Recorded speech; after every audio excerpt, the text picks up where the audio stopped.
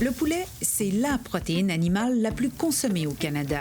C'est aussi la plus économique. Mais dans la dernière année, son prix a bondi de 10 %.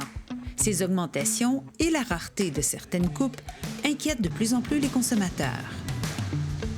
L'épicerie a tenté de comprendre les facteurs qui expliquent que le poulet se vend maintenant à plus de 8 $ le kilo.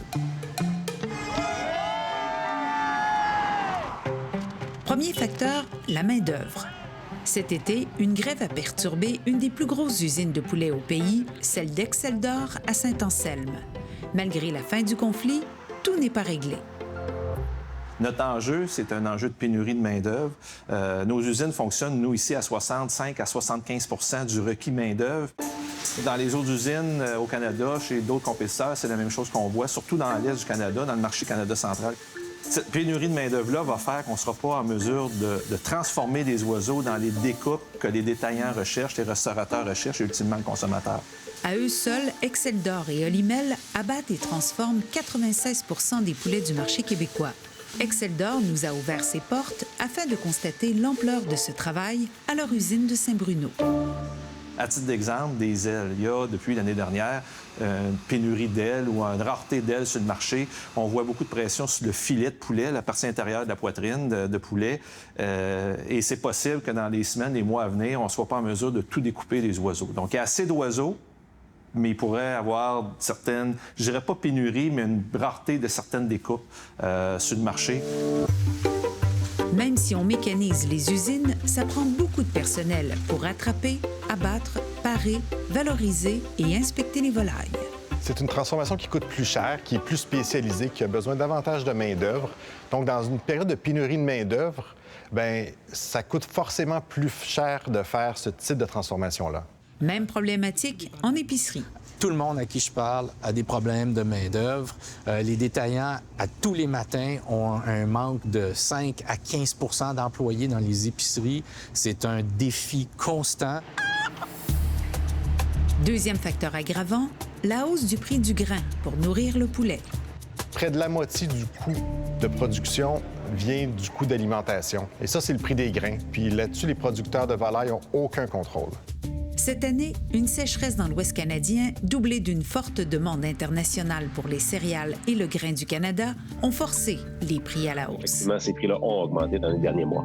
Jean-Philippe Gervais est économiste agricole. Il ne faut surtout pas sous-estimer le rôle de la Chine, par exemple, dans le marché global en agriculture et en agroalimentaire. Elle a commencé à importer beaucoup plus de maïs, beaucoup plus de soya. Et ça, effectivement, à un temps où certains pays producteurs importants, le Canada, la Russie, ont eu certains problèmes de production.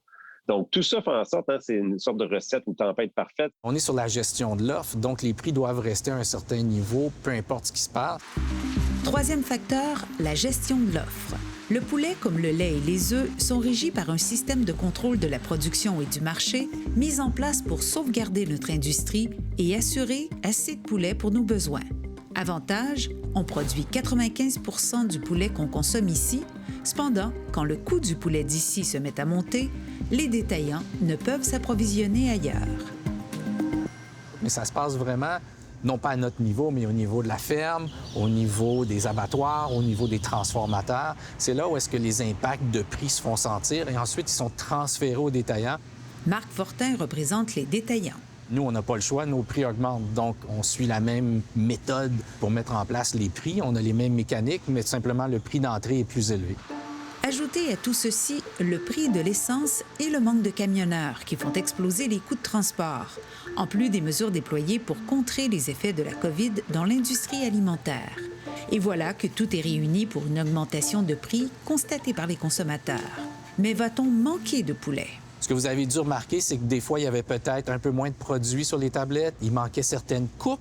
Au niveau du poulet entier, bien, on va continuer à en avoir, c'est certain. Au niveau des cuisses et des poitrines, on va en avoir. Mais est-ce qu'on va continuer à avoir des filets de poulet ou pire encore, est-ce qu'on va avoir une carence de filets de poulet en forme d'animaux? Bien, ça va être à voir.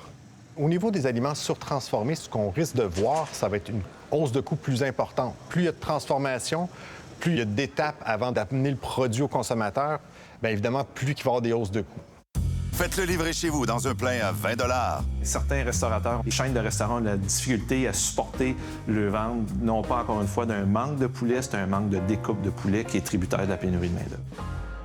Aussi, les préférences des consommateurs sont de plus en plus, je dirais, exigeantes. Les consommateurs ont aussi un rôle à jouer dans toute cette inflation-là, c'est-à-dire qu'ils recherchent de plus en plus certaines caractéristiques de certains produits, que ce soit le type de production, la façon dont leur aliment est produit, que ce soit une certaine valeur nutritive qu'ils recherchent, etc.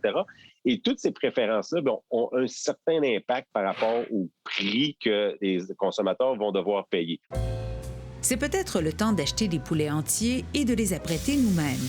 Mais pour ceux qui vivent seuls ou qui ne souhaitent pas cuisiner, il y a peut-être de l'espoir avec un retour à une certaine stabilité.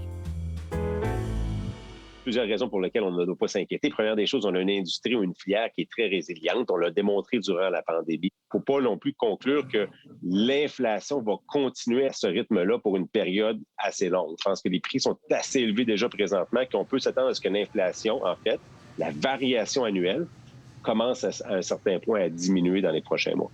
Pascal Thériault, pour sa part, croit qu'on ne pourra revenir en arrière. Les consommateurs canadiens ont été choyés depuis plusieurs années.